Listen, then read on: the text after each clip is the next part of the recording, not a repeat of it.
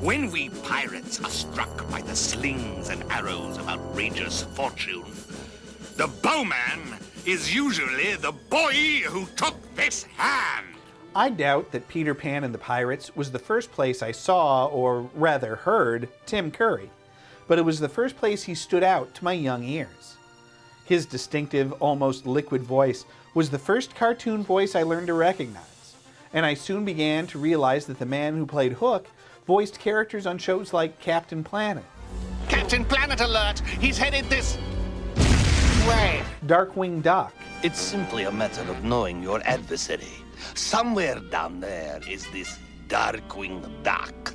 And later, Duckman. So that one day, when you least expect it, I will trap you in an elaborately woven web of diabolical deceit, craven cruelty, and evil so terrible that it will turn your life into an unending torturous hell on Earth, where you'll be too frightened to die and too damned to scream. Hi, I'm movie man Eric Houston, and Tim Curry is one of my absolute favorite actors. If his voice hasn't already given him away, I guarantee you've seen him in something. Flamboyant, seductive, and delightfully unhinged, no other actor is as dangerous or unpredictable as Tim Curry. As a British actor working in America, he has often been typecast as butlers and villains. But while a lot of actors tend to disappear in these roles, Curry makes each butler his own unique, impish creature. Whether it's as the gleefully snooty concierge in Home Alone 2, I love you, or as the frightfully clever Wadsworth, a butler who may or may not work for the FBI, in Clue. What? There's no need to shout. I'm not shouting! All right, I am. I'm shouting, I'm shouting, I'm shouting! That film in particular is a real favorite of mine, and my brother and I must have watched it dozens of times growing up. And Curry really stands out, even amongst a cast of comic legends like Christopher Lloyd and Madeline Kahn. As for his villains, well, I have to admit, Meredith Vieira put it best on The View. And I thought if you were the devil, I would pay to go to hell. I really would, because you have. And of course, Curry did play the devil, and more than once. His very first voice acting role was playing the serpent in the Garden of Eden. You believe that nonsense? Of course you will not die. God knows that as soon as you eat it, your eyes will be opened.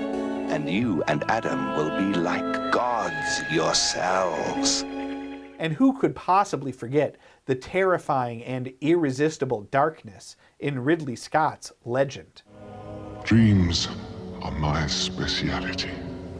Through dreams, I influence mankind. My dream is of eternity with you.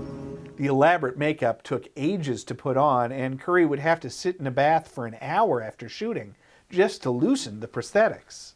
In addition to literal devils, Curry has terrorized audiences as Pennywise in It. Oh, yes. They float, Georgie. Long John Silver from Muppet Treasure Island. Raised him from a fingerling, I did. As fine a crustacean as a man could ask for.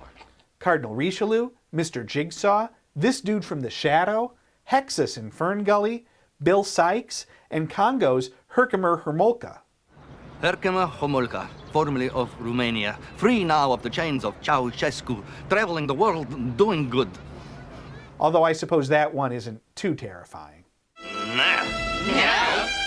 But these outrageous, wicked characters belie the real Curry, a quiet man who prefers gardening to the social scene. Born in 1946, he was the son of a British naval chaplain and a former boy soprano, if you can believe it. He got his start in acting in the London production of Hair, lying about his credentials to win the part.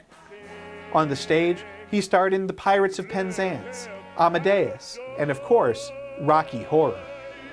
It is parody, but it also, I play it and think it as a kind of grisly reality.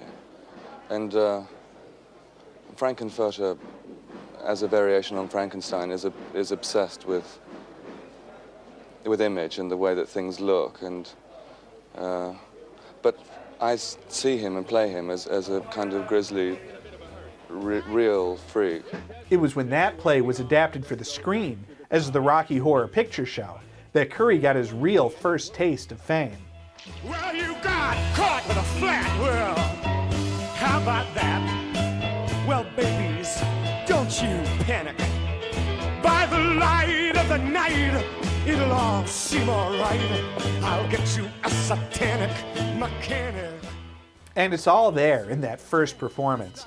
All the wit and charm and magnetism bordering on madness that has made Curry such an indelible screen presence. I was already a big fan of Curry's when I finally saw Rocky Horror.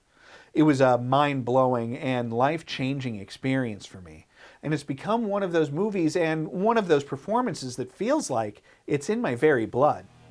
If you've only ever seen it on video, you're missing out on a whole wild world of midnight screenings dominated by fans in costume and elaborate rituals that range from talking back to the movie to throwing pieces of toast at the screen.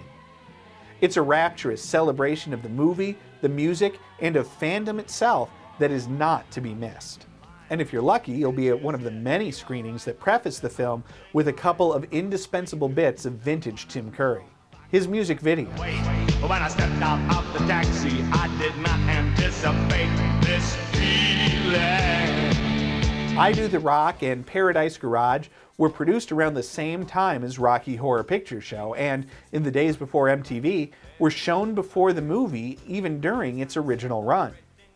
Curry suffered a major stroke in 2012, and has only recently begun to return to the public eye. And while he cannot walk or speak as fast as he used to, his mind is still sharp and his heart is still as wicked as ever.